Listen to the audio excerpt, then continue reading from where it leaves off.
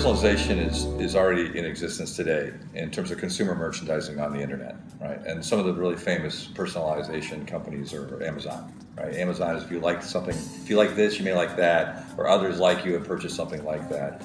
So that's effectively what we mean by personalization. Try to understand a particular buyer's interests and try to put the right type of content or inventory in front of them, typically, hopefully at a rate that's useful to them. We find it, we call it consumerization. So in business, we find that we don't stop being consumers when we come to the office each day. So we bring consumer behaviors and consumer expectations to business when we come to work each day, when we want to book travel especially. So we need to be able to provide merchandising experiences which have that kind of consumer feel to them. Lightweight, very low friction, people see what they want. And as a consequence, we've had to put a lot of energy, a lot of time, energy, technological dollars behind building merchandising environments that work in the business context as if they were like a consumer application. Is it good? Well, I don't think it's good or bad. I don't think you can escape it. So we have to accommodate it because this is what travelers want. They want to be rewarded for their choice, so we would call that loyalty typically, right? Some kind of a loyalty system. So what we do see in business is that, again, it goes back to consumerism, is that buyers want to be rewarded for the loyalty that they already show to a particular brand. So that typically would be like a loyalty points that add up to room nights and whatnot. In traditional corporate travel in the past, that sort of thing has not been considered by the travel managers or by the corporations as being something that they are particularly interested in ensuring that the travelers receive.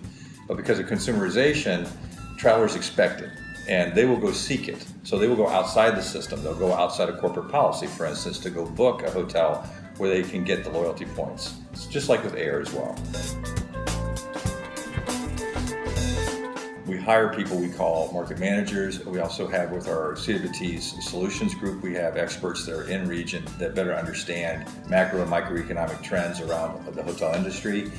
And we also try to analyze traveler behavior in terms of what cities are they going to, what types of hotels do they want to stay in. And then equally, we ask the clients. It's really, really important to ask the travelers, what sort of things are you looking for in a hotel stay? What does value represent to you? How important is loyalty to you? How important is safety and security to you? In some cases, there are certain types of travelers that we serve where safety and security is not a benefit they can often receive because they're in the mining community, oil and gas, they're working on on an oil rig or something, and there are just real limitations to safety and security around the property. For certain types of high-level corporate executives or corporate executives that could be traveling with a spouse, safety and security is of paramount interest. The big difference I see here is more content fragmentation. So less chains, although there are chains and those chains, some of those chains have great brands. A lot of the content, a lot of the actual inventory in the region is small hotels, very small localized chains, et cetera, et cetera.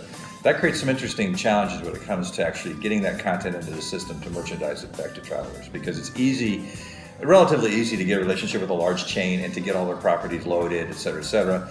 But when you're going to a secondary city or even a larger city that is just coming onto the global marketplace, you really have to go into that market and find those hotels and then build a unique relationship with those hotels to get them into the system.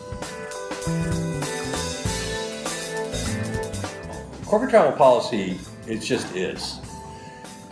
Is corporate travel policy good or bad? Corporate travel policy, as we kind of know it, is about 20 years old, and it's largely been motivated by the large online booking tools. Most online booking tools started as corporate travel management, policy management engines, and now they become merchandising platforms. But they really started out as a means of enforcing policy.